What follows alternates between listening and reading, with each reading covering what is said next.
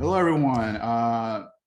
My name is Professor Sungju Lee of KAIST School of Electrical Engineering, and with me, my TAs, Sujin Han and Yeon Kim are also here.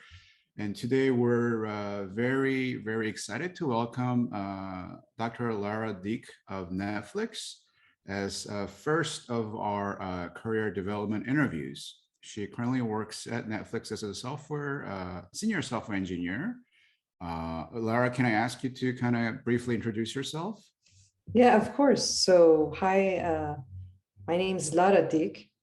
That's with the accent to it. But anyway, it's very nice to meet you. Thank you for having me. SJ is a mentor of mine back when he was a principal engineer at HP Research Labs, principal researcher. And yeah, so he invited me to do this. And I hope I give you something useful or beneficial for your careers. So, yeah. So cool. So you went to University of California, Santa Barbara, lovely campus right by the ocean. I can see why many people want to go study there, but you chose to do research in computer networks. So, I mean, is that something you planned, before coming to Santa Barbara, or is it something you decided after? And how did you make that decision? Oh, yeah, absolutely. I think getting into good schools is extremely competitive. So even setting yourself up to get into good schools starts when you're in undergrad. So I did undergraduate research. I applied for an Mm. internship program during my undergraduate in engineering. I applied at UCSB mainly because we'd visited it at some point. We were doing a family trip, and it's a good school, and they had an internship program. So and I applied to it, got accepted into it, and Kevin, who was one of my co-advisors at the time, he was one of the people that said, okay, I'll work with her, because I did put his name. And the reason why I got into networking is because it was sort of a growing field at the time, and that's something that attracted me. Now, different people are attracted by different things. It doesn't necessarily have to be the next hottest thing. It could be, um, some field that needs more attention, or that I think people should just follow their passions. To me, it was just networking because it was a new thing. It's easier to follow the new thing because at least you can think of the careers that you'd get around it. Financially, is it a more stable field to be in, etc. So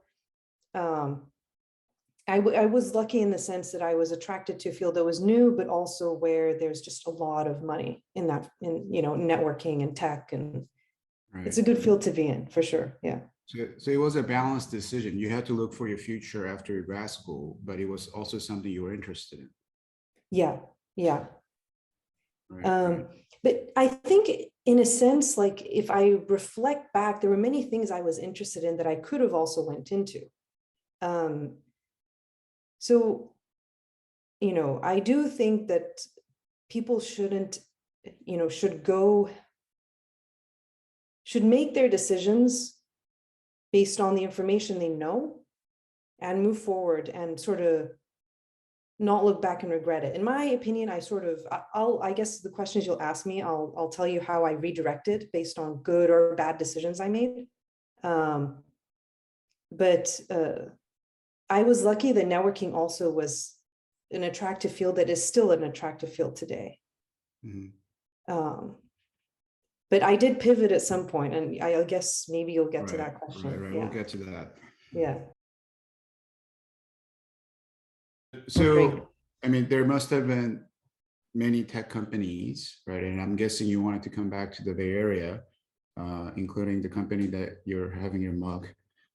So what led you to actually pick Netflix? Yeah. The part of So this is another thing that's important. It's if you have the luxury. I think people apply to jobs and they want the perfect job, but sometimes your options are limited and you pick the best one. And as adults, no decision is the final one. You could always change jobs in the future. Now you have an experience on your resume, etc. But at the time, the reason I picked Netflix, and I was lucky to have Netflix, is one, the way they interviewed me was very respectful.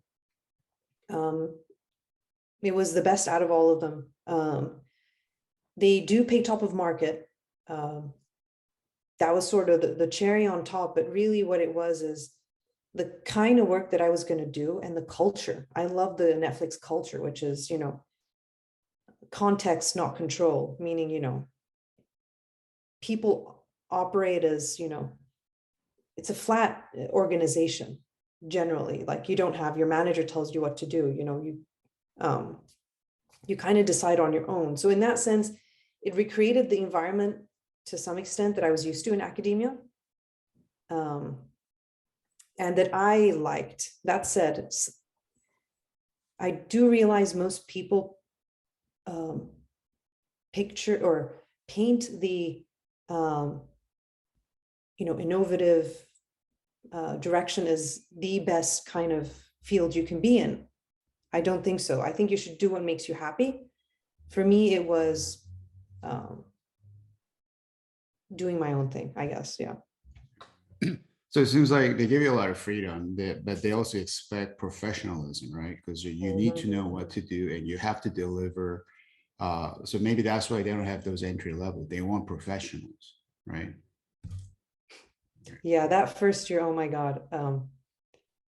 Yeah, it was very hard. There was no work-life balance, essentially. It was a lot of work. And that's another thing that I would advise people or young folks is, once you have an opportunity, like you owe it to yourself to do the best that you can and try to think long term. 1 year from now, I'll be proud of myself and happy that I did the best that I could when I got this opportunity. There's that imposter syndrome, but in a sense, it was justified because a lot of the people around me had a lot of years of experience. But, I pushed through, and I think people around you recognize that, especially if you're delivering and you're learning quickly. So yeah, so that first year was hard, but yeah, but I'm proud of myself now. So I didn't know I'd be here. Again, just do the best you can. You won't regret it. Yeah. Right. I think, throughout the interview, one thing I'm sensing that probably many Korean students don't realize is that you said you picked Netflix because they were the most respectful to you during the interview, right? And I keep mentioning student interview is, both ways, right? They're evaluating you, but you should also evaluate the company. But, when you also have a job, you need to have the relationship, you need to manage above and below as well. And you want your growth, right? If you can get growth opportunities in a great company, you don't have to switch companies for the sake of switching, right? How is the company growing? How is it help me grow? And you need to have a career path, your plans, and if it can satisfy you, I mean, that's, and also paying you well and all that, there's no reason to leave. But some people might want to have entrepreneurship experience, then you could also go work for a startup and start a company.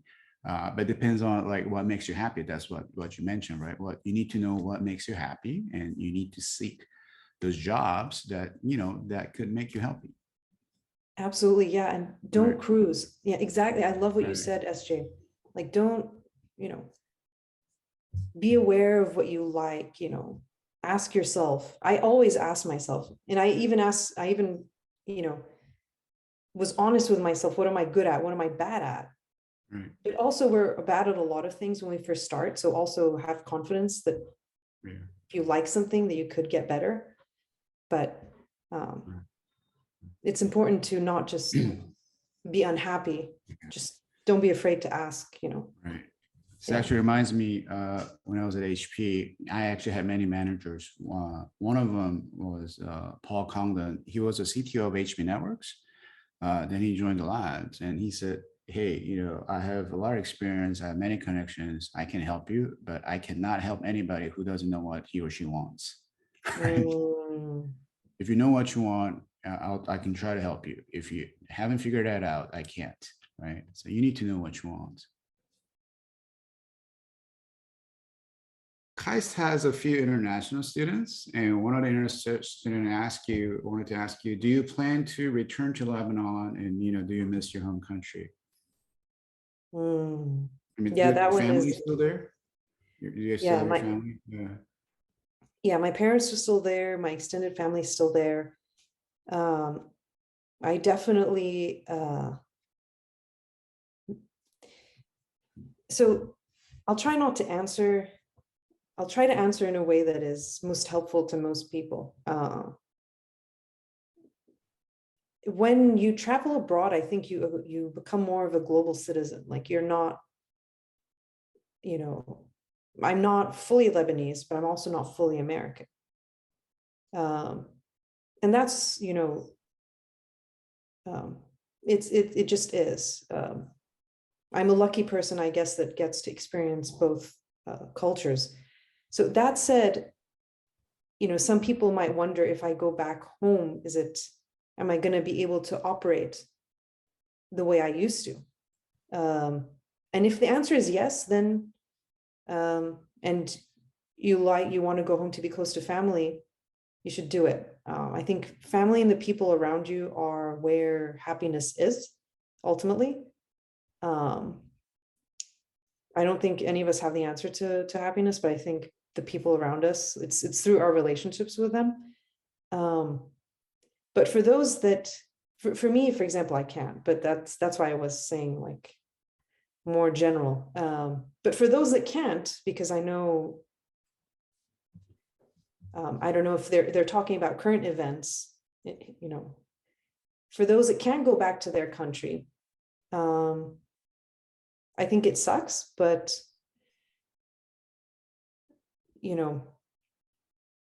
I don't, to be honest, have an answer to that.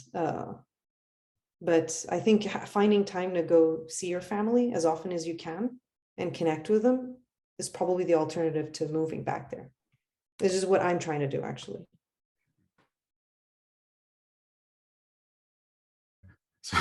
So Lara, before we wrap up, I mean, do you have any questions for us?